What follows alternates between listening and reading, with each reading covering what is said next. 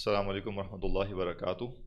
نحمدہ و نصلی علی رسولہ الکریم، اما بعد، فاعوذ باللہ من الشیطان الرجیم، بسم اللہ الرحمن الرحیم۔ قال اللہ تعالی وجاءوا اباهم عشاء یبکون قالوا یا ابانا انا ذهبنا نستبق وترکنا یوسف عند متاعنا فاکلہ الذئب وما انت بمؤمن لنا ولو كنا صادقین۔ صدق اللہ العظیم۔ رب اشرح لی صدری ویسر لی امری واحلل عقدۃ من لسانی یفقہوا قولی واجعل لی وزیرا من اہلی آمین یا رب العالمین۔ کل ہم نے آیت نمبر 15 تک پڑھا تھا، اور آخری بات ہم نے یہ دیکھی تھی کہ جب وہ یوسف علیہ السلام کو ساتھ لے گئے تو انہوں نے سب نے جمع ہو کر اس پہ اتفاق کیا کہ وہ ایک اندھے کنویں میں ڈالیں گے، اور انہوں نے اندھے کنویں میں ڈال دیا۔ غیابت الجب جو لفظ ہے، اس سے مراد ایسے کنویں لیے جاتے تھے جس کے اندر نیچے جاتے ہوئے کچھ آپ کہہ لیں کہ کچھ طاق سے بنے ہوئے ہوتے تھے، کچھ جگہیں بنی ہوئی ہوتی تھی جہاں پہ کچھ سامان رکھا جا سکتا تھا۔ کیا میکینزم اختیار کیا گیا واللہ عالم، لیکن انہوں نے ظاہر ہے وہ ان کے نزدیک سیفٹی کنسرن تھا کہ یوسف علیہ السلام کو وہ ایسے کنویں میں نہیں ڈالنا چاہتے تھے کہ وہ پانی میں ڈوب جائیں، بلکہ انہوں نے کسی بھی ایسے طریقے سے ان کو اس کنویں میں ایسے اتارا کہ وہ واپس بھی نہ نکل سکیں لیکن وہ محفوظ بھی رہیں، یعنی وہ ڈوبنے کا خطرہ بھی نہ ہو۔ بعض روایات میں آتا ہے، زیادہ تر اسرائیلی روایات ہیں، کہ ایک بیچ میں پتھر تھا بڑا سا اس کنویں کے اندر، تو وہاں پہ یوسف علیہ السلام جو ہے وہ جا کے وہاں پہ وہ بیٹھے رہے۔ اب ظاہر ہے یہ سارا جو معاملہ ہوا اس میں بہت سی تفصیلات موجود نہیں ہیں، اور اس میں بہت زیادہ حکمت کا معاملہ نہیں تھا، اس لیے اللہ تعالیٰ نے بیان بھی نہیں کی۔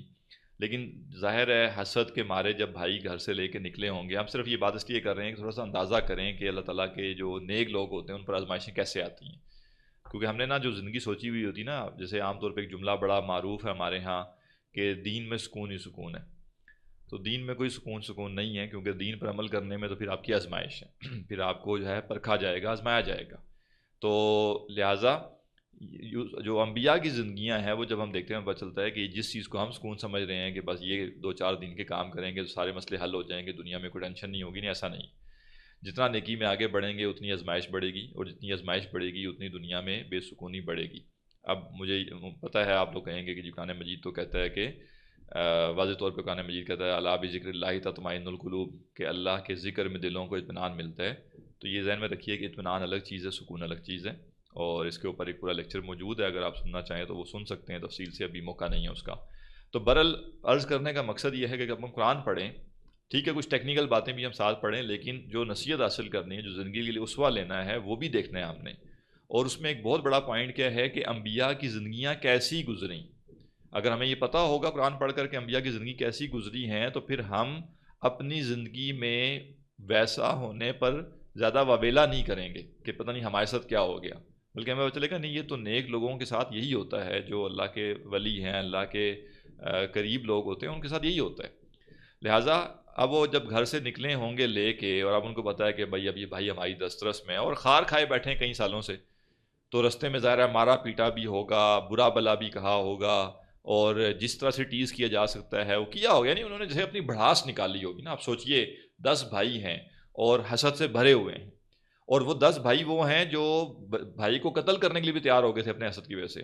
تو اب جب وہ لے کے نکلے ہوں گے تو انہوں نے رستے میں کیسا تضحیک آمیز رویہ اپنایا ہوگا، اور کس حالت میں وہ لے کے وہاں تک گئے ہوں گے، اور پھر کنویں میں ڈالتے ہوئے بھی انہوں نے کیا کچھ پہلے ظلم و تشدد نہیں کیا ہوا ہوگا اپنی بھڑاس نکالنے کے لیے۔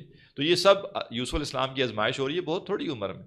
ایک روایت کے مطابق 12 سال ہے، کچھ لوگوں نے 7-8 سال بھی عمر بتائی ہے کہ جس وقت یہ سارا کچھ ہوا اس وقت 7-8 سال عمر تھی، ایگزیکٹ عمر کسی کو نہیں معلوم، لیکن مطلب 7 سال سے 12-13 سال کے درمیان ہی ہے، نہیں یا تو ٹینز بھی ابھی شروع نہیں ہوئے تھے یا اپنے ٹین ایج میں تھے وہ، اور یہ سب کچھ ان کے ساتھ پیش آ رہا ہے، بچپن سے ہی ان کی آزمائش کی گئی ہے۔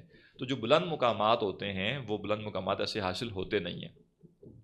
اب جب وہ سارا کچھ ہو گیا، گئے اور انہوں نے ان کو کنویں میں ڈالا، تو جو آخری جملہ تھا کل کا جس پر ہم نے بات نہیں کی تھی وہ یہ تھی کہ وَأَوْحَيْنَا إِلَيْهِ، ہم نے وحی کی یوسف علیہ السلام کی طرف۔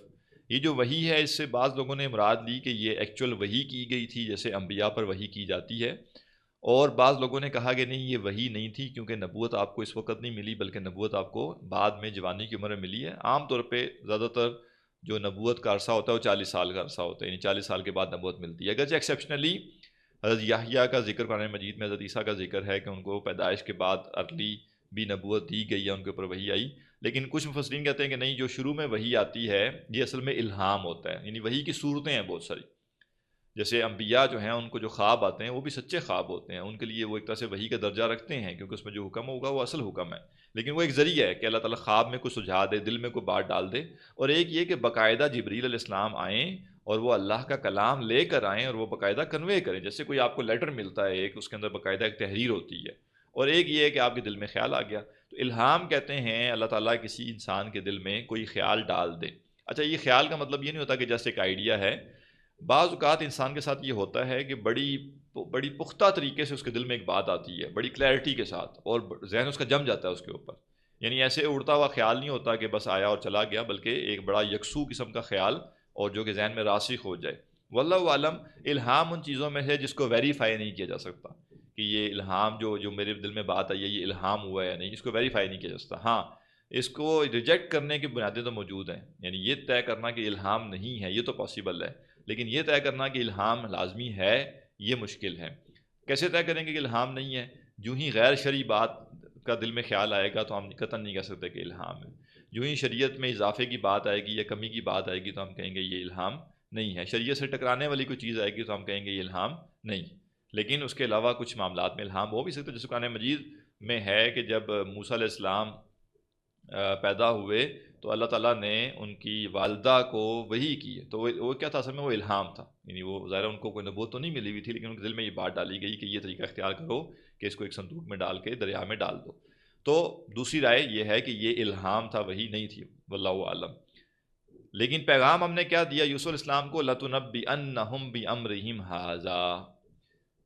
یہ فصاحت و بلاغت کے لحاظ سے غیر معمولی مقام ہے قرآن مجید کا. لازماً تم ان کو بتاؤ گے، یعنی اپنے بھائیوں کو، بِأَمْرِهِمْ هَٰذَا، ان کے اس معاملے کے بارے میں، وَهُمْ لَا يَشْعُرُونَ، جبکہ ان کو شعور نہیں ہوگا. اب دیکھیے چھوٹا سا جملہ ہے، 4 سے 5 الفاظ ہیں اس کے اندر. لَتُنَبِّئَنَّهُمْ بِأَمْرِهِمْ هَٰذَا وَهُمْ لَا يَشْعُرُونَ. تم انہیں بتاؤ گے ان کے اس معاملے کے بارے میں جبکہ وہ شعور نہیں رکھتے ہوں گے. لیکن فصاحت و بلاغت کیا ہے؟ نمبر 1 تو یہ بتا دیا گیا کہ یہ کنواں تمہارا اینڈ نہیں ہے، یہاں زندگی ختم نہیں ہوگی، بلکہ تم اس کنویں سے باہر نکلو گے. ایک امید پیدا کر دی گئی. پھر یہ بھی بتایا گیا کہ تم اتنی عمر پاؤ گے کہ تم ان کو، یعنی تم اس حالت میں پہنچو، اس مضبوطی کو پہنچو، اس اسٹرینتھ کو پہنچو کہ تم انہیں بتا سکو کہ تم نے کیا کیا تھا، یعنی جتا سکو کہ تم نے یہ کیا، تم نے یہ کیا، تم نے یہ کیا. ظاہر ہے اس حالت میں تو اگر کنویں سے باہر نکلتے بھی تو کیا ہوتا، وہ جتانے کی حالت میں تو نہیں تھے، کمزور تھے. تو لہذا اللہ تعالیٰ گویا یہ بھی انڈیکیشن دے رہا ہے کہ تم ایسی مضبوطی کی عمر کو پہنچو گے کہ تم اپنے ان بھائیوں کو بتاؤ گے تمہارے ساتھ انہوں نے کیا کیا. پھر اللہ تعالیٰ یہ بھی بتا رہا ہے کہ تم جیسے ایک بڑی عمر پاؤ گے، کیونکہ ظاہر ہے اس سارے کے لیے وقت چاہیے نا، کافی عرصہ لگے گا. پھر اللہ تعالیٰ یہ بھی بتا رہا ہے کہ اگرچہ تمہیں اس وقت بہت پست کر دیا گیا ہے، دنیاوی معنوں میں، ظاہری معنوں میں کمزور کر دیا گیا ہے، لاچار کر دیا گیا ہے، لیکن یہ لاچاری جو ہے ایک دن قوت میں تبدیل ہوگی. اور اسی آیت میں یہ بھی بتایا جا رہا ہے کہ جیسے تم اپنے بھائیوں سے جدا ہوئے ہو تو یہ جدائی ہمیشہ کی جدائی نہیں ہے. ایک وقت آئے گا کہ تم آپس میں دوبارہ ملو گے، البتہ جب ملو گے تو تمہارا سٹیٹس ہائر ہوگا، وہ ان کا سٹیٹس لوور ہوگا. اور ساتھ ہی بتا دیا کہ وہ ان کو اس کا شعور نہیں ہوگا، کہ یعنی وہ تو ظاہر ہے سوچے ہوئے بیٹھے تھے کہ کوئی قافلہ آئے گا لے جائے گا، غلام بنا دیں گے. جب غلام بن جائیں گے تو ظاہر ہے کسی گھر میں بس خدمت کا کام کریں گے، اور ایک جو ہے وہ میزریبل لائف ہوگی ان کی. تو ایک دم سے کسی ویلیویبل بندے کے سامنے کھڑے ہو کے چاہے بندہ شکل پہچان بھی لے تو بندہ یہ مان نہیں سکتا کہ یہ وہی بندہ ہوگا. اور ظاہر ہے بچپن میں بندے کی جو شکل و صورت ہوتی ہے جوان ہوتے ہوتے اس میں کچھ فرق بھی آ جاتا ہے. اور خاص طور پہ سب سے بڑا مسئلہ یہی ہے کہ جب انسان کو یہ توقع ہی نہ ہو، انسان ایکسپیکٹ ہی نہ کر سکتا ہو کہ کسی بڑے مقام پر وہ کسی بندے کو دیکھ پائے گا، تو اگر وہ دیکھ بھی لے تو وہ سوچتا ہی نہیں ہے کہ یہ وہ بندہ ہو سکتا ہے. اس کو لگتا ہے کہ اس کا کوئی ہم شکل ہے یا اسے ملتی جلتی شکل کا کوئی آدمی ہے. تو بھائیوں کو تو نہیں پتا ہوگا لیکن تم انہیں بتاؤ گے. وَجَاءُوا أَبَاهُمْ عِشَاءً يَبْكُونَ، اور وہ آئے اپنے والد کے پاس رات کے وقت روتے ہوئے. نارملی جو واپس آنے کا وقت ہوتا ہے وہ مغرب کا وقت ہوتا ہے. مغرب سے پہلے پہلے لوگ اندھیرا ہونے سے پہلے اپنے گھروں کو آ جاتے تھے. اب چونکہ غیر معمولی حرکت کر کے آ رہے ہیں تو اس کو چھپانے کے لیے، اس کو کور کرنے کے لیے جان بوجھ کے ذرا دیر سے آئے، کہ جیسے کوئی ایمرجنسی ہو گئی ہے، کوئی حادثہ ہو گیا ہے. تو مغرب کا وقت گزر جانے کے بعد، یعنی مغرب اور عشاء کے درمیان کا جو وقت ہے اس کو بھی عشاء کہتے ہیں، تو یہ رات کا وقت جب اندھیرا چھا جائے وہ وقت اصل میں عشاء کا وقت ہے، تو اندھیرا چھانے کے بعد آئے۔ تو پہلے یعقوب علیہ السلام ویسے ہی انتظار میں بیٹھے ہوئے ہوں گے کہ نارمل روٹین سے بات آگے چلی گئی ہے تو کوئی، یعنی انہوں نے پہلے جیسے ایک انڈیکیشن دے دی کہ گڑبڑ کوئی ہے۔ پھر اب آئے بھی ہیں تو گھر میں داخل کیسے ہو رہے ہیں؟ روتے ہوئے۔ اب سوچیں 10 بھائی ہیں جوان جہان، اور وہ گھر داخل ہو رہے ہیں اور وہ دھاڑے مار کے رو رہے ہیں۔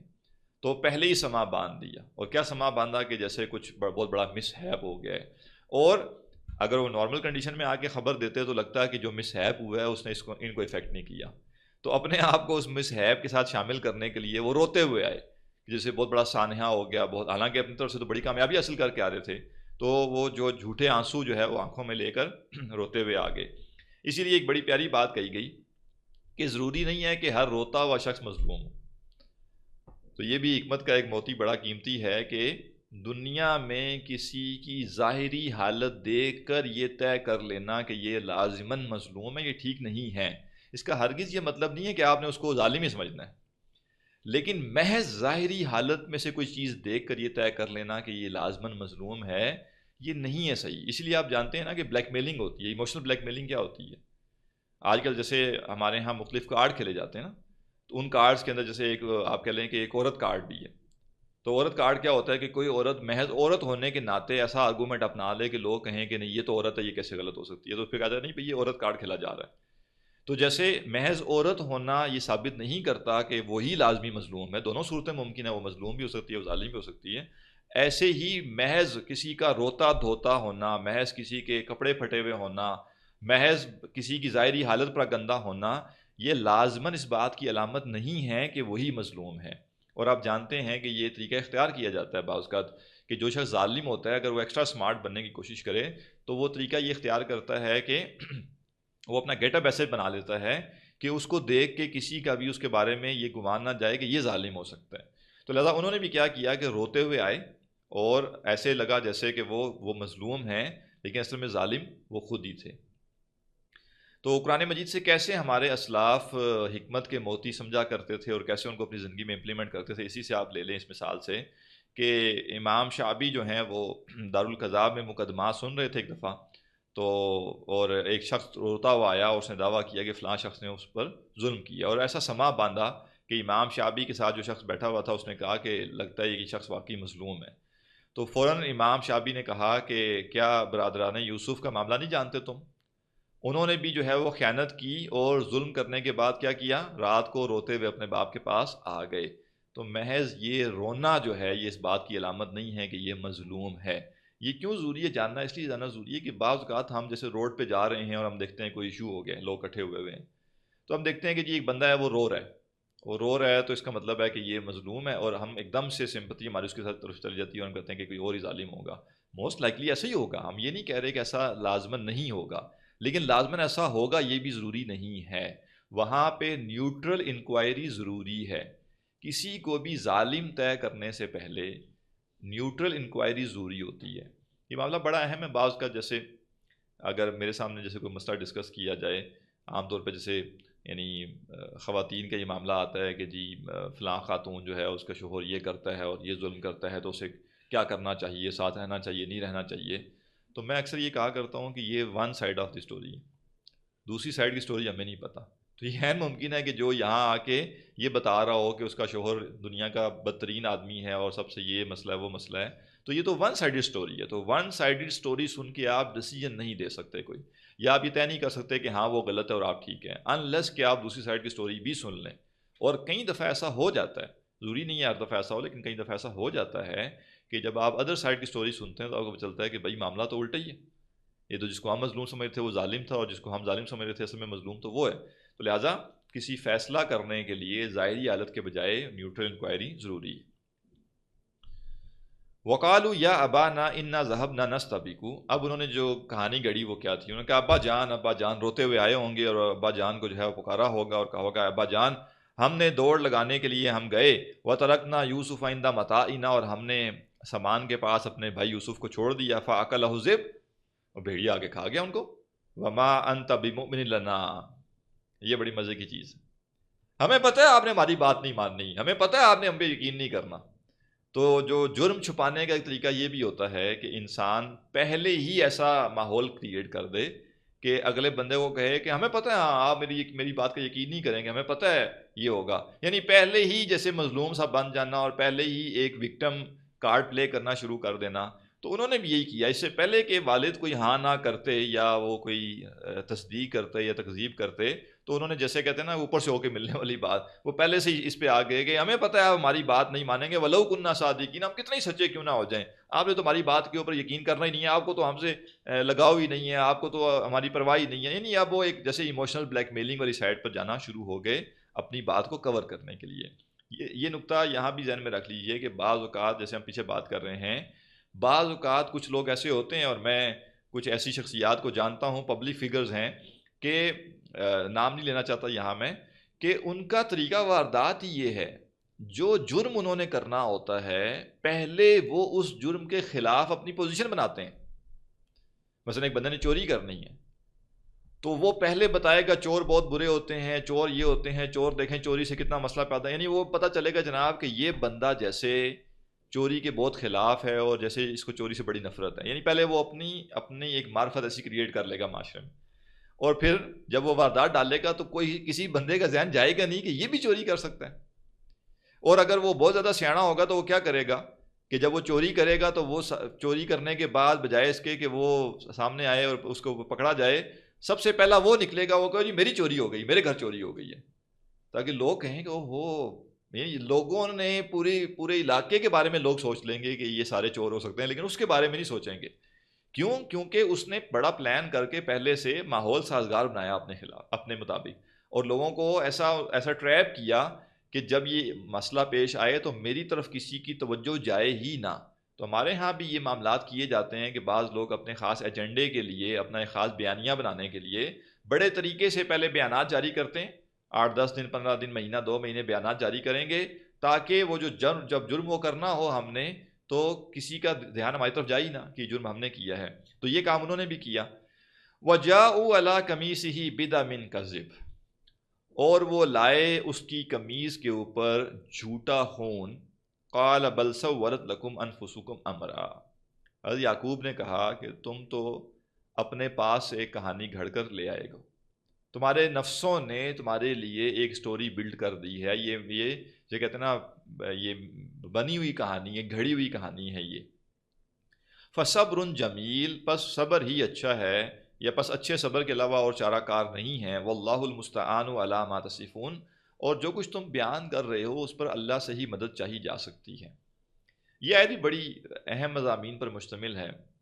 پہلی بات تو یہ کہ جو انہوں نے جرم کے ثبوت میں جو وہ جسے کہتے ہیں نا ثبوت کی چیز لائے، وہ کیا تھی کہ انہوں نے یوسف علیہ السلام کی قمیض اتار لی، اور انہوں نے کوئی بکری یا کوئی بکری کا بچہ ذبح کر کے اس کا جو خون ہے وہ اس قمیض کے اوپر لگایا اچھی طرح، اور وہ قمیض لے کر آ گئے.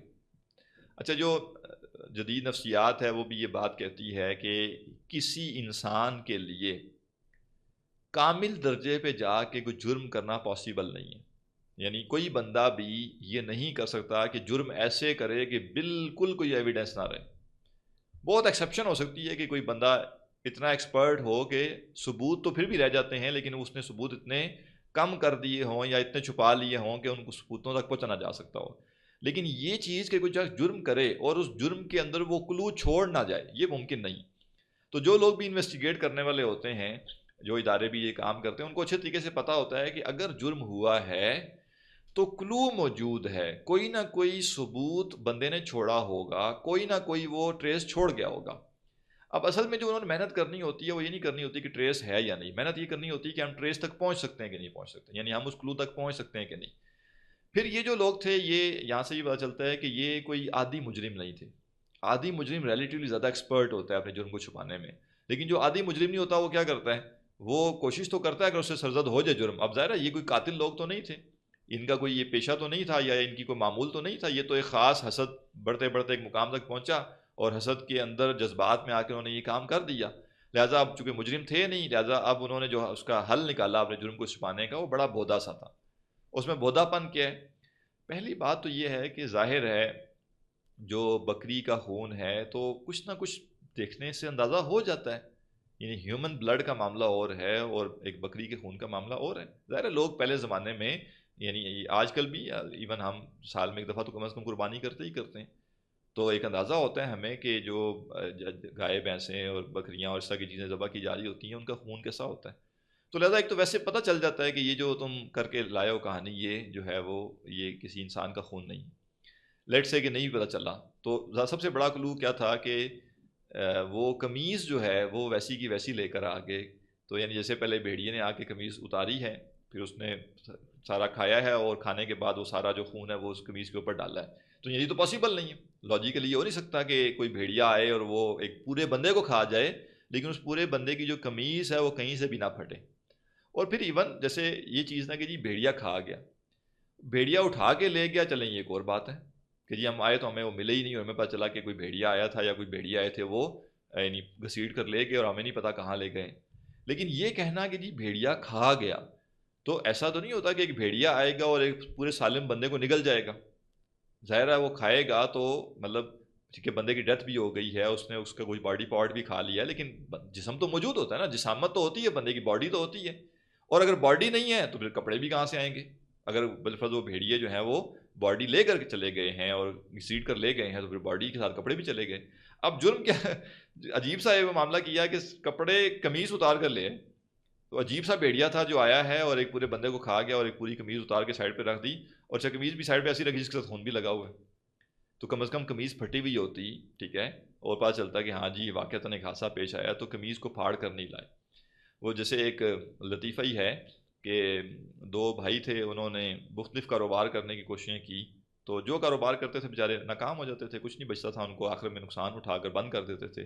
تو آخر میں انہوں نے سوچا کہ کیوں نہ ہم جو ہے کاروباروں کے بجائے نوٹ چھاپنا شروع کر دیں, مسئلہ ہی ختم, اتنا تکلف کیا کرنا ہے, سیدھا سیدھا نوٹ چھاپنے کی مشین لگا لیتے ہیں. تو انہوں نے بڑی محنت کر کے جو نوٹ تھا, جو بھی کرنسی تھی, اس کی مشین بنائی اور بالکل ہو بہو انہوں نے تیار کر لی نوٹ چھاپنے کے لیے مشین. اب جب نوٹ چھاپے ہیں اور نوٹ چھاپ کے پہلی دفعہ دکان پہ گئے ہیں تو پکڑے گئے. پتہ چلا پکڑے کیوں گئے, کیونکہ 1000 کی جگہ 1500 روپے کا نوٹ بنا دیا تھا.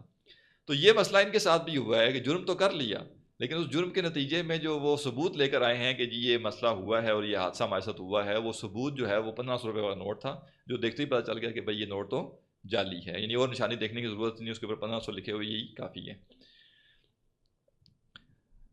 تو اب یہ انہوں نے پیش کیا, قال بل سولت لکم انفسکم امرا. تو حضرت یعقوب فوراً سے جان گئے, ظاہر ہے ایک زیرک آدمی تھے, ایک اللہ کے نبی تھے اور ایک بڑی عمر کے آدمی ہے, تو سمجھ گئے کہ یہ ایک جھوٹی کہانی ہے, اس کا کوئی تک نہیں بنتا, کوئی سیرا پیرا نہیں ہے اس کا. لیکن انہوں نے کیا کیا, انہوں نے یہ نہیں کہا کہ نہیں نہیں نہیں نہیں یہ تو نہیں ہوا اور میں پیچھے پڑوں گا اور یہ کروں گا وہ کروں گا. انہوں نے کہا فصبر جمیل, بس اچھے صبر کے علاوہ کیا چارہ کار ہے. یعنی جو تم نے کرنا تھا تم نے کر چکے, یعنی قتل کر آئے ہو یا جو ہے وہ کہیں پھینک آئے ہو, کچھ بھی کر رہے ہو, بیچ آئے ہو, یہ تو پتہ چل گیا کہ انہوں نے کچھ نہ کچھ کر لیا.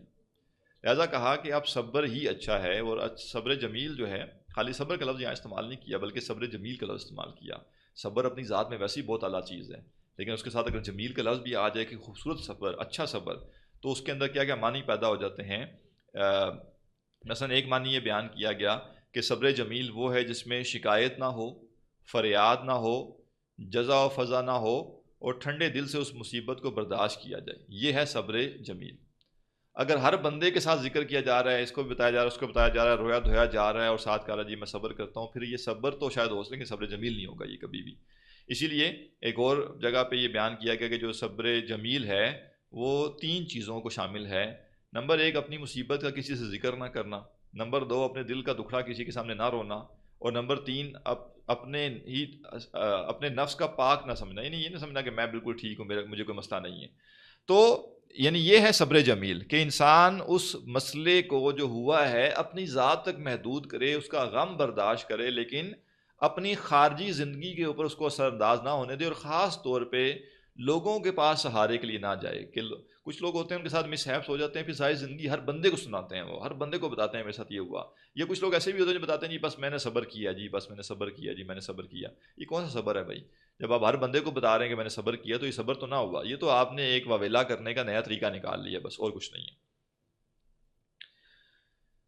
تو حضرت یعقوب کا جو رسپانس تھا وہ بہت میچیور رسپانس تھا، اور واقعتاً جو ایک ایمان کے نتیجے میں رسپانس ہونا چاہیے وہی ہونا چاہیے۔ اچھا، یہاں ایک نقطہ بس اور ایڈ کرتا چلوں میں، کہ جیسے کچھ لوگ ہمارے بائبل سے یا جو اسرائیلیات ہیں اس سے بھی چیزیں لینے کے عادی ہیں، تو پھر وہ بعض کا فلٹر نہیں کر پاتے کہ وہاں سے جو چیزیں آتی ہیں بعض کا تو ٹھیک نہیں ہوتی۔ مثلا حضرت یوسف علیہ السلام کے اس پورے واقعے میں ان کو کنویں میں ڈالا جانا، اور یعقوب کے سامنے جب یہ معاملہ پیش ہوا تو جو تالمود وغیرہ کا بیان ہے وہ اس کے بالکل اپوزٹ ہے۔ وہاں تو یہ پتہ چلتا ہے کہ یوسف علیہ السلام جیسے گڑ گڑا رہے ہیں اور اپنے ایک ایک بھائی سے رحم کی اپیل کر رہے ہیں، اور جیسے ان سے رحم کی بھیک مانگ رہے ہیں۔ ظاہر ہے یہ ایک نبی کے شایان شان نہیں ہے، چاہے وہ بچے ہیں چاہے ابھی وہ نبی نہیں ہے، لیکن وہ ایک اعلیٰ کردار کے مالک آدمی ہیں، تبھی اللہ نے ان کو نبوت کے لیے چنا ہے۔ اسی طرح یہ سمجھنا کہ جی وہ یعقوب علیہ السلام جیسے غمگین ہوئے اور پتہ نہیں انہوں نے کیا کچھ کہنا شروع کر دیا اور یہ ہو گیا اور وہ، کچھ ایسا نہیں، کچھ ایسا نہیں ہے۔ یعقوب علیہ السلام اللہ کے نبی تھے اور غیر معمولی شخصیت، اللہ تعالیٰ نے ان کی نسلوں سے آگے ایک پوری امت اٹھائی ہے، لہٰذا انہوں نے کہا کہ فصبر جمیل واللہ المستعان علی ما تصفون، اور اللہ سے ہی مدد چاہی جاتی ہے اس پر جو کچھ تم بیان کرتے ہو۔ یہاں بھی یہ سمجھنا بڑا اہم ہے کہ جب آپ یہ جان لیں کہ آپ کے ساتھ کوئی ایسا معاملہ ہو گیا ہے جس کا اسباب کے درجے میں آپ کچھ بھی نہیں کر سکتے، تو دنیا میں ہر مسئلہ ہم نہیں حل کر سکتے، یہ ہمیں پتہ ہونا چاہیے۔ دنیا ناقص ہے، نقص کے ساتھ ہے، یہاں کامل عدل نہیں ہے۔ تو جو شخص یہ سمجھتا ہے کہ دنیا میں کامل عدل ہونا چاہیے اور کامل عدل ہوگا تو میرا کام چلے گا، وہ بیچارہ دنیا میں بہت زیادہ تنگی کے ساتھ رہتا ہے۔ اور جو ایمان کا تقاضا ہے وہ یہ ہے کہ آپ اسباب کے درجے میں تمام تر کوششیں کریں اپنے آپ کو نقصان سے بچانے کی یا اپنے نقصان کو کمپنسیٹ کرنے کی، لیکن ساتھ ایک کھڑکی کھلی رکھیں ذہن میں کہ یہ ممکن ہے کہ یہ میرا نقصان کمپنسیٹ نہ ہو سکے، یعنی دنیا میں یہ ممکن ہے کہ کوئی چیز میرے ہاتھ سے چلی جائے، کبھی بھی واپس نہ آئے، یا میرے ساتھ کوئی مس ہیپ ہو جائے۔ یہ کیوں ہم توقع کرتے ہیں کہ دنیا ہماری بالکل زبردست مزے کے ساتھ گزرنی چاہیے، کوئی اونچ نیچ نہیں ہونی چاہیے؟ قرآن مجید خود کیا کہتا ہے، وَلَنَبْلُوَنَّكُمْ بِشَيْءٍ مِّنَ الْخَوْفِ وَالْجُوعِ وَنَقْصٍ مِّنَ الْأَمْوَالِ وَالْأَنفُسِ وَالثَّمَرَاتِ، ہم تمہیں لازماً آزمائیں گے، کچھ بھوک سے، خوف سے، اور پھلوں کے نقصان سے، جالوں کے نقصان سے، مالوں کے نقصان سے۔ تو دنیا تو اس لیے نہیں بنائی گئی کہ دنیا میں انسان کہے کہ بالکل ٹینشن فری اور ہر چیز بڑے مزے سے گزرے اور کچھ بھی مسئلہ نہ ہو، نہیں، ایسا نہیں۔ لہٰذا جب آپ یہ دیکھیں کہ آپ کے ساتھ دنیا میں ایک ایسا مس ہیپ ہو گیا جو آپ کے بس سے باہر ہے، تو اب ہر جگہ خام خواہ ٹکریں مارنا، اس کے لیے اس مسئلے کے اوپر نفسیاتی ہو جانا، بالکل اس کی قطعاً ضرورت نہیں۔ لہٰذا فرمایا کہ دیکھو بھئی، اب اللہ سے ہی مدد چاہی جا سکتی ہے، یعنی میں کیا کسی عدالت میں جاؤں، یا میں کیا کسی اتھارٹی کے پاس جاؤں، یا میں کیا کوئی جرگہ بٹھاؤں، کیا ہوگا اس کے نتیجے میں؟ یعنی تم نے جو ایک کام کرنا تھا تم وہ کر چکے ہو، تو کسی بھی کوشش کے ذریعے اب میں اس طریقے سے یوسف علیہ السلام کو واپس تو نہیں لا سکتا، لہٰذا جو کچھ تم بیان کر رہے ہو بس اس پر اللہ ہی سے مدد چاہی جا سکتی ہے، اور اس کا کوئی سلوشن نہیں ہے۔ تو یہ جملہ نا بڑا اہم ہے، اور اگر یہ ہمیں یاد ہو جائے تو زیادہ اچھی بات ہے کہ زندگی کے ایسے معاملات میں ہماری زبان سے بھی یہی بات نکلنی چاہیے کہ واللہ المستعان، اللہ ہی اصل میں وہ ہستی ہے جسے مدد چاہی جاتی ہے، اور اللہ سے ہی مدد چاہی جائے گی۔ یہی وجہ ہے کہ جب منافقین نے حضرت عائشہ رضی اللہ عنہا پر تہمت لگائی، تو اب وہ ایک ایسا سینیریو پیدا ہو گیا تھا کہ تہمت لگا تو دی، اور اب تہمت کے جواب میں صرف اگر یہ کہہ دیا جاتا کہ نہیں بھئی یہ تہمت جھوٹی ہے، تو ایک پروپیگنڈا کرنے کا منافقین کو موقع مل جاتا تھا کہ دیکھیں جی اپنی باری آئی ہے تو اپنی باری پہ تو جیسے نعوذ باللہ بس خود ہی کہہ دیا، کوئی اس کی تحقیق نہیں ہوئی، کوئی عدالت نہیں لگی، کچھ نہیں ہوا۔ تو لہٰذا جب وہ تہمت لگائی کہ حضرت عائشہ کے کردار پہ، تو اللہ کے نبی صلی اللہ علیہ وسلم نے وحی کے نزول تک جیسے توقف کیا، یعنی آپ نے حضرت عائشہ کو ان کے والدین کے گھر بھیج دیا اور آپ نے انتظار کیا کہ اللہ تعالیٰ اس معاملے کو کلیئر کر دے، کیونکہ اب جیسے کہتے ہیں نا ہائی پروفائل معاملہ نا، یہ ایسا تو نہیں ہے کہ بس نارمل سا ایک معاملہ ہے۔ تو اس موقع پہ حضرت عائشہ نے جب وہ پورا معاملہ ان کے سامنے آیا کہ اصل میں یہ بیک گراؤنڈ ہے اور مجھ پہ سے تہمت لگائی گئی ہے، تو انہوں نے کہا کہ میری اور تمہاری مثال حضرت یوسف کے باپ کی سی ہے، کہ انہوں نے بھی فرمایا تھا کہ صبر جمیل، تو میں بھی جو ہے اور جو ہے واللہ المستعان علی ما تصفون، میں بھی وہی کہتی ہوں کہ فصبر جمیل واللہ المستعان علی ما تصفون، کہ یعنی میں اب کیا ثبوت دوں تمہیں اس اپنی بے گناہی کا یا اپنی پاکیزگی کا؟ جب معصوم شخص کے اوپر الزام لگا دی جاتا ہے تو وہ کوئی، اس کو کیا پتا کہ اپنے آپ کو کلیریفائی کیسے کرنا ہوتا ہے۔ مجرم جو ہوتا ہے وہ پھر بھی جب اس نے جرم کرنا ہوتا ہے وہ سوچتا ہے کہ میں کاؤنٹر کیسے کروں گا اپنے اس جرم کو، لیکن جو معصوم آدمی ہوتا ہے، جس نے گناہ نہیں کیا ہوتا، جس نے جرم نہیں کیا ہوتا، اور یکدم کو اس کے اوپر الزام لگا دے کہ تم نے یہ جرم کیا، تو اس کے پاس واقعتاً کوئی آرگومنٹ نہیں ہوتا ماں سوائے یہ کہنے کہ میں نے نہیں کیا یہ. اب وہ کیسے اپنی بے گناہی ثابت کرے؟ اس لیے جو دین نے حکم دیا وہ کیا ہے کہ جرم ثابت کرنا ہوگا، نہ کہ بے گناہی. بے گناہی کیسے ثابت کرے کوئی بندہ؟ آپ گھر پہ سوئے ہوئے، ایک بندہ گھر آ جائے آپ کے اور کہے جی تم نے چوری کی ہے، ثابت کرو تم نے نہیں کی. بندے کو تو ہوش ہی سمجھ نہیں آئے گی کیا رہا ہے بھائی، کون سی چوری کہاں ہوئی ہے، کس نے کیا، کب ہوئی ہے، کیا چوری ہوا ہے، یعنی اس کو تو ہوش ہی نہیں ہے. تو لہٰذا یہ نہیں ہوگا کہ کہا جائے گا تم ثابت کرو کہ تم نے چوری نہیں کی، بلکہ یہ کہا جائے گا کہ بھائی اگر چوری کی ہے تو ثابت کیا جائے گا کہ چوری کی ہے، تب جرم ثابت ہوگا. تو لہٰذا یہ ایک بڑا اہم سبق ہے ہمارے لیے کہ زندگی کے ایسے معاملات جب پیش آئیں تو ہم نے کیسے اس وقت ڈیل کرنا ہے، اور اللہ سبحانہ تعالیٰ کی ذات جو ہے اسی سے مدد حاصل کی جا سکتی ہے. یہاں تک کافی ہے، سوال کوئی ہو تو کر لیجیے.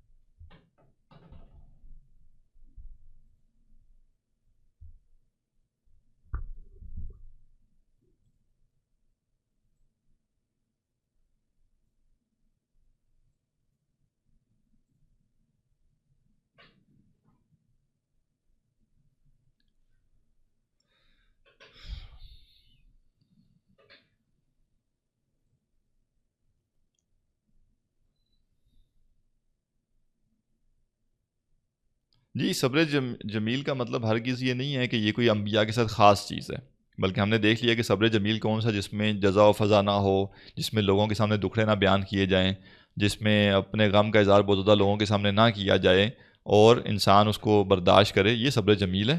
تو یہ انبیاء کے ساتھ خاص نہیں ہے. اچھا جی، سوالات آ گئے ہیں. آزمائش اور عذاب کو ڈفرینشیٹ کن بیسس پر کیا جا سکتا ہے؟ جی، اہم سوال ہے.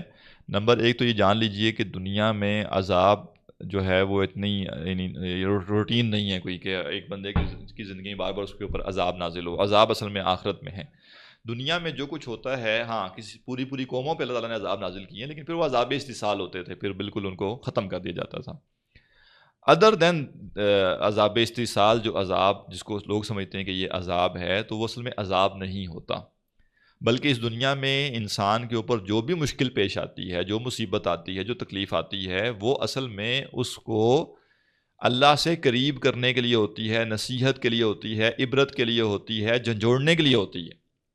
لہذا جب کوئی مشکل پیش آئے، جب کوئی پریشانی پیش آئے، جب کوئی تنگی ہو، جب کوئی دکھ کا معاملہ پیش آئے، تو اگر بندہ مومن یہ سمجھے کہ اللہ نے مجھے جھنجھوڑا ہے اور مجھے اپنے قریب کرنے کے لیے ریمائنڈر دیا ہے، تو یہ چیز اس کے لیے عذاب تو دور کی بات ہے، نعمت ہے. تو مومن کی زندگی میں ہر وہ مشکل، جس مشکل کے نتیجے میں اس کو اللہ کی یاد آ جائے، وہ اپنی کوتاہیوں پہ غور کر لے، وہ اللہ سے قریب ہو جائے، وہ دین پر عمل کرنا شروع کر دے، شریعت کی پابندی شروع کر دے، تو وہ اصل میں اس کے لیے مصیبت نہیں ہے، وہ اس کے لیے کوئی عذاب نہیں ہے، بلکہ وہ اس کے لیے رحمت کا باعث ہے. اور اگر کوئی شخص اس کے اوپر جو تکلیف مصیبت آتی ہے، جو کہ اس کی آزمائش کے لیے آ رہی ہے، اس کے ریمائنڈر کے لیے آ رہی ہے، اس کو جھنجھوڑنے کے لیے آ رہی ہے، اور اگر وہ سمجھ رہا ہے کہ یہ عذاب ہے، یا اگر وہ یہ سمجھ رہا ہے کہ یہ جو میرے اوپر مصیبت آئی ہے تو میرے ساتھ کوئی ناانصافی نعوذ باللہ کی گئی ہے، میرے ساتھ کوئی جیسے ظلم کیا گیا ہے، تو اب ایک طرح سے اس کے لیے عذاب ہی ہے. کیوں عذاب ہے؟ کیونکہ مشکل تو اس نے جھیلی ہے لیکن اس مشکل سے اس کو فائدہ کچھ نہیں ہوا، بلکہ دنیا میں بھی مصیبت جھیلی ہے اور آخرت کا عذاب بھی اس کے سامنے کھڑا ہوا ہے. لہٰذا ہم سادی بات یہی کریں گے کہ عام طور پہ انسان کی زندگی میں جو بھی آزمائش آتی ہے، جو بھی تنگی آتی ہے، وہ آزمائش ہی ہے، اس میں عذاب والا کوئی ایلیمنٹ نہیں ہے. ایون جیسے کہا جاتا ہے نا کہ یعنی مومن کو جو کانٹا بھی چبھتا ہے تو اس کے بدلے بھی اس کے گناہ معاف کیے جاتے ہیں. تو اگر مجھے دنیا میں کوئی تکلیف پیش آ رہی ہے اور اس تکلیف کے نتیجے میں میرے آخرت گناہ معاف ہو رہے ہیں، تو اب تو یہ چیز میرے لیے رحمت کا باعث ہے، یہ عذاب نہیں ہے. عذاب تو سزا کو کہتے ہیں. تو یہ چیز عرفاً تو کبھی کبھی کہہ دی جاتی ہے کہ مجھے آخرت کی سزا شاید دنیا میں مل گئی ہے، یا کوئی آخرت کا جرم جو تھا اس کی آخرت میں سزا ملنے سے دنیا میں ملی ہے، لیکن اس کا یہ مطلب ہوتا نہیں ہے کہ وہ سزا آخرت کی تھی، بلکہ اس کا مطلب یہ ہوتا ہے کہ دنیا میں جو مجھ پر تکلیف آئی ہے، یہ تکلیف میری آخرت میں آسانی کا باعث بن جائے گی. اللہ تعالیٰ کمپنسیٹ کر دے گا کہ اس کو کوئی عذاب جو دیا جانا تھا وہ عذاب اس لیے نہیں دیا جائے گا کہ دنیا میں اس نے ویسی مشکل برداشت کی تھی، تو اس مشکل سے ہی کمپنسیٹ کر دیا جائے، یا وہ اس کا گناہ اس مشکل کے اگینسٹ معاف کر دیا گیا. تو لہٰذا دنیا میں کوئی عذاب نہیں ہے. دنیا میں اصل میں آزمائش ہے ساری کی ساری. ہاں، جو آزمائش میں ناکام ہو گیا اس کے لیے پھر وہ دنیا بھی عذاب ہے، آخرت بھی عذاب ہے. اور جو آزمائش میں کامیاب ہو گیا اس کے لیے دنیا کی آزمائش بھی نعمت ہے اور جنت میں بھی اس کو نعمتیں ملیں گی. لہٰذا یہ جو پرسپیکٹیو ہے عذاب اور نعمت، عذاب اور آزمائش کا، یہ طے ہوتا ہے اس بندے کی ڈیلنگ سے کہ بندے نے اس کو ڈیل کیسے کیا ہے، بندے نے اس کو لیا کیسے ہے. چلیے، ایسی آزمائش جس میں انسان کو محروم رکھا گیا کسی چیز سے، تو اس میں انسان کا رویہ کیسا ہونا چاہیے؟ ایسی آزمائش میں انسان دعا مانگتے ہوئے بعض اوقات یہ سوچتا ہے کہ کہیں ہم کوئی ایسی چیز تو نہیں مانگ رہے جو ہمارے حق میں صحیح نہیں، تو اس کیس میں کیسی دعا کرنی چاہیے؟ یہ بالکل ٹھیک ہے. جب انسان کو اللہ تعالیٰ نے ایسے آزمایا ہے کہ اس کو کچھ چیزوں سے محروم رکھ کے آزمایا ہے، تو جو دعا ہونی چاہیے وہ یہ ہونی چاہیے کہ اے اللہ، جو چیز میرے حق میں بہتر ہے مجھے وہ عطا فرما، اور ہر وہ شے جو میرے کردار کے لیے، میرے دین کے لیے، میری نیکی کے لیے، میری بندگی کے معاملے میں وہ میرے لیے نقصان دہ ہے، مجھے اسے دور فرما. جتنا ہی چاہے اس میں لذت کیوں نہ ہو، جتنا ہی اس میں فائدہ کیوں نہ ہو، لیکن مجھے اس سے دور کر دے. تو یہ دعا ہونی چاہیے. تو اس دعا میں کوئی مذائقہ نہیں. اللہ تعالیٰ سے دنیا جہاں کی سب چیزیں مانگی جائیں، وہ مالک الملک ہے، کوئی مسئلہ نہیں ہے. مسئلہ کب آتا ہے؟ جب ہم دنیا جہاں کی ساری چیزیں مانگتے ہیں لیکن ہدایت نہیں مانگتے، پھر مسئلہ آتا ہے، پھر ترجیحات غلط ہو جاتی ہیں. ادروائز ہدایت کی آپ دعا کر رہے ہیں، آخرت آپ کے پیش نظر ہے، تو آپ کہیں کہ اللہ دنیا میں مجھے خربوں روپے عطا فرما دے، کوئی مسئلہ نہیں ہے. لیکن ساتھ میں ایک ایلیمنٹ ہو کہ اللہ جس میں خیر ہے، خربوں روپے عطا فرما اگر اس میں میرے لیے خیر ہے، اور اگر خیر نہیں ہے تو مجھے جیسے جس میں خیر ہے بس وہ عطا فرما.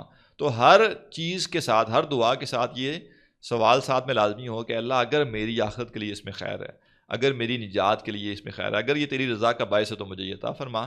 تو پھر اللہ تعالیٰ اگر دنیا جہاں کی سب چیزیں بھی عطا فرما دے تو کوئی مذائقہ نہیں ہے اس میں، بلکہ مذائقہ کیا ہونا ہے؟ نور لا نور ہے.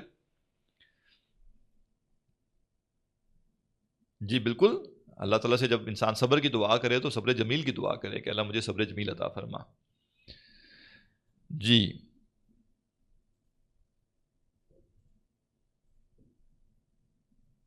جی السلام علیکم. وعلیکم اچھا جی، السلام. آپ سے یہ پوچھنا تھا کہ ابھی جیسے آپ نے بات کی کہ یعقوب علیہ السلام جو تھے انہوں نے کوئی عدالت نہیں گئے اور نہ ہی کچھ اس طرح کا وہ سلسلہ کیا. تو جیسے قرآن بھی کہتا ہے کہ تمہارے لیے قصاص میں زندگی ہے، ایک طرف وہ بھی ہمیں سننے کو ملتا ہے، اور دوسرا وہ بھی چیز آتی ہے کہ ظالم اور مظلوم کی مدد کرو اور ظالم کو ظلم سے روک کے. تو صبر کی بھی کیا حد ہے کہ جو ہے وہ انسان پہ یہ چیزیں بھی ساتھ ہوں کہ ظالم کی اس کو ظلم سے روکا بھی جائے، اور دوسرا قصاص جو ایک کہا کہ تمہاری زندگی ہے، اس میں معاشرے میں کی گئی زندگی ہے، وہ وہاں پہ اپلائی کیا جائے اس کو. جی بالکل ٹھیک ہے. دیکھیے، جو قصاص کا معاملہ ہوتا ہے وہ جرم ثابت ہونے کے بعد ہوتا ہے. تو یہاں ایشو یہ تھا کہ جو جرم ہے اس کو ثابت کرنا کوئی آسان کام نہیں تھا. یعنی اب چونکہ جو کلیم کیا جا رہا ہے وہ کیا ہے کہ بھیڑیا کھا گئے. اب یہ ثابت کرنا کہ نہیں جی بھیڑیے نے نہیں کھایا بلکہ یہ لوگ لے کے گئے ہیں اور انہوں نے قتل کیا ہے، تو بھی ثبوت دینا پڑے گا نا. جو الزام لگاتا ہے اس کے ذمہ ثبوت ہوتا ہے. تو یعقوب علیہ السلام کو سمجھ آ گیا کہ یہ معاملہ ایسا گڑبڑ کر دیا گیا ہے کہ اس معاملے میں کوئی قانونی کارہ جوئی کرنا یہ ممکن نہیں ہے. تو اسے میں نے عرض کر دیا کہ دنیا میں ہر معاملے کا حل ممکن نہیں ہے. اسی طرح دنیا میں مثلا آج کے دور میں بھی بالکل ممکن ہے کہ ایسی چوری ہو جائے یا ایک ایسا قتل ہو جائے کہ آپ کچھ بھی نہ کر سکیں، آپ کوئی قانونی کارروائی نہ کر سکیں. یا مثلا جیسے دیکھیں بالفرض ہمارے ہاں جیسے ماشاءاللہ عدالتوں کا نظام ہے اور پولیس کا نظام ہے کہ الٹا بعض کا جو مظلوم ہوتا ہے اسی کے اوپر پرچے کر دیے جاتے ہیں. یا ایک بندہ تمام عدالتوں کے دھکے کھا لیتا ہے لیکن اس کو پتہ چلتا ہے کہ بھائی کوئی سنوائی نہیں ہے میری بات کی، اور یہ سب ملے ہوئے ہیں آپس میں، یا یہ نظام مضبوط ہے، یا جو میرا مد مخالف ہے وہ پیسہ دے رہا ہے اور وہ اپنے آپ کو سکیور کر رہا ہے. تو کچھ لوگ کیا کرتے ہیں، نفسیاتی ہو جاتے ہیں کہ نہیں میں نے کر کے چھوڑنا ہے. یہ ہمیں دین نے نہیں کہا کرنے کے لیے. ہم اپنی سی کوشش کریں، جو انسانی بساط میں کوشش کریں کہ جو جرم ہوا ہے مجرم کو پکڑا جائے، اس کو سزا دی جائے. اس میں کوئی مذائقہ نہیں ہے، یہ ہونا چاہیے.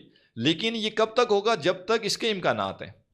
اور اگر آپ کی تگ و دو کے بعد آپ کو لگا کہ اس کے امکانات اب نہیں ہیں، مطلب اب یہ نہیں ہو سکتا کہ اس کو سزا دی جائے، تو آپ وہاں پہ صبر کریں گے، نہ کہ قانون کو ہاتھ میں لیا جائے گا. جو لوگ قانون کو ہاتھ میں لیتے ہیں جو چیز بھول جاتے ہیں وہ کیا ہے کہ مجرم بچ کے نہیں گیا کہیں، دنیا میں وہ بچ گیا نا. دنیا میں سزا نہیں ملی تو اللہ تعالیٰ نے آخرت کا دن کیوں رکھا ہے؟ عدل کے لیے رکھا ہے. تو سارے اگر جھگڑے ہم نے دنیا میں نپٹا کے جانے تو پھر قیامت کے دن کی ضرورت ہی نہیں ہے. تو تمام تر کوشش کرنے کے بعد جب آپ نے دیکھا کہ انسانی بساط میں رہتے ہوئے اسباب کے درجے میں اس مسئلے کا حل اس دنیا میں ممکن نہیں ہے، بس آپ پھر صبر کریں گے اور اپنی زندگی کی جو باقی جو زندگی ہے اس کو پروڈکٹیو لگائیں گے اپنے مقصد کے لیے. کتنے لوگ ہیں جن کی زندگی کا مقصد یہ بن جاتا ہے کہ میں نے فلاں قاتل کو یا فلاں چور کو پکڑنا ہی پکڑنا ہے اور میں نے اس کو سزا دلوانی ہی دلوانی ہے. تو اب ان کی زندگی کی انرجیز ہو سکتا ہے وہ ہزاروں لوگوں کو ہدایت کا باعث بن سکتے تھے، لیکن انہوں نے اپنی زندگی کس کے لیے کھپا دی؟ ایک قاتل کو سزا دلوانے کے لیے. تو یہ صحیح مصرف نہیں ہے زندگی کا کہ آپ نے تمام تر کوششیں کر لی اور آپ کو نظر آ رہا ہے کہ نہیں ہو پا رہا، اور آپ پھر بھی کہیں کہ نہیں میں اپنی زندگی کھپا دوں گا اس کے اوپر، یا قانون کو ہاتھ میں لینا۔ تو قصاص جو ہوتا ہے وہ جرم ثابت ہونے کے بعد ہوتا ہے، یہاں جرم ثابت ہونا پاسبل نہیں تھا، نمبر ایک۔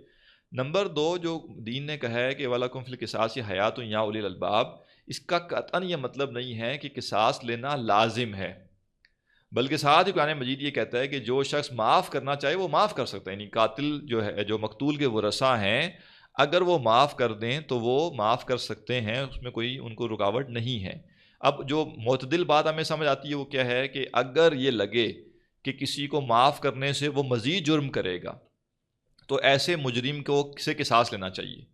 مثلا ایک بندے پکڑا گیا، عدالت میں ثابت ہو گیا کہ اس نے جرم کیا، اس نے قتل کیا ہے، اور آپ کو پتہ ہے کہ یہ تو عادی مجرم ہے، یہ تو پیسے لے کے قتل کرتا ہے، تو اس کو تو چھوڑا جائے گا تو یہ تو کسی اور کو بھی قتل کرے گا، تو ایسے شخص کو کسی صورت معاف نہیں کرنا چاہیے، اور یہاں ہی نہیں دیکھنا چاہیے کہ اس کے چھوٹے چھوٹے بچے ہیں، کیونکہ قاتل جو ہوگا اس کو یہ اگر سوچا جائے گا کہ قاتل کے چھوٹے چھوٹے بچے ہیں تو پھر تو قصاص کی سزا ہوتی ہی نا۔ بچوں کا اللہ مالک ہے، اور وہ اس بندے کو ہارٹ اٹیک بھی ہو جائے گا، اس کے بچے پلیں گے نا، لہٰذا یہ نہیں دیکھا جائے گا اس کے بچے ہیں، ایسے شخص سے قصاص لیا جائے گا، بدلے میں قتل ہوگا۔ لیکن اگر ایک ایسا شخص جو ہے اس سے قتل کا جرم سرزد ہو گیا، جب آپ پکڑا گیا اور سامنے آ گیا کہ یہ بندہ ہے، تو پتہ چلا کہ یہ کوئی عادی مجرم نہیں ہے، جذبات میں آ کے، غصے میں آ کے کسی وجہ سے اس نے قتل تو کر دیا، لیکن انتہائی شرمندہ ہے، انتہائی نادم ہے، اور واقعتاً معافی مانگ رہا ہے اور اللہ سے بھی توبہ کر رہا ہے، اور نظر یہ آ رہا ہے کہ اس کی زندگی آگے جو ہے وہ ایسی نہیں گزرے گی، تو ایسی صورت میں اس کو معاف کر دینا بہتر ہو سکتا ہے۔ تو یہ معاملہ ہو گیا قصاص کا۔ دوسرا آپ نے کوئی اور بات کہی تھی، وہ میرے ذہن سے نکل گئی، قصاص کے علاوہ اور کیا کہا تھا آپ نے؟ جی میں نے یہ پوچھا تھا کہ صبر کی کیا حد ہے، کیونکہ دین ہمیں تو یہ بھی کہتا ہے کہ ظالم اور مظلوم کی ہاں، مدد ظالم اور مظلوم کی مدد نا، تو ظالم اور مظلوم کی جو مدد کا کہا گیا ہے اس میں یہ کہا گیا نا کہ ظالم کو ظلم سے روکو۔ تو یعقوب علیہ السلام کے سامنے جو سینیریو تھا، اچھا پہلی بات تو یہ ہے کہ ان کے بچے کوئی عادی مجرم نہیں تھے، یعنی ایسا نہیں تھا کہ اب ان سے بدلہ اس لیے لینا جانا بڑا ضروری ہے کہ اگر وہ نہیں لیں گے تو یہ اور جرم کریں گے۔ اور دوسری بات یہ ہے کہ انہوں نے جو ظلم کیا تھا بس وہ کر دیا، اب ان کوئی ایسا اور ظلم وہ نہیں کر رہے جس سے ان کو روکنا مقصود ہے، یعنی حضرت یعقوب کو بھی پتہ ہے کہ انہوں نے حسد میں آ کے اپنے بھائی کو رستے سے ہٹایا ہے، اور یہ کوئی عادی مجرم نہیں ہے، یہ کوئی روٹین کے یہ کام کرنے والے نہیں ہیں، روزانہ کا ان کا یہ کام نہیں ہے، لہٰذا اب ان کو کس ظلم سے روکا جائے گا اور کیسے روکا جائے گا؟ تو کوئی ایسا اس کے، اور ہمیں پتہ بھی نہیں چلتا پورے قرآن کے بیان سے کہ اس پورے کے بعد انہوں نے کوئی ایسا کام کیا ہو جس کے یہ پتہ چلا ہو کہ یہ کوئی مجرم لوگ ہیں، یہ کوئی غلط لوگ ہیں۔ تو لہٰذا یہ چیز بڑی ضروری ہے کہ کیس ٹو کیس چیزوں کو دیکھا جائے، اور جو دین نے احکامات دیے ہیں ان کو حکمت کے ساتھ ان کا اطلاق کیا جائے، تب وہ صحیح جگہ پہ ان کا صحیح اطلاق ہوتا ہے۔ جی، اور کوئی سوال ہو کسی؟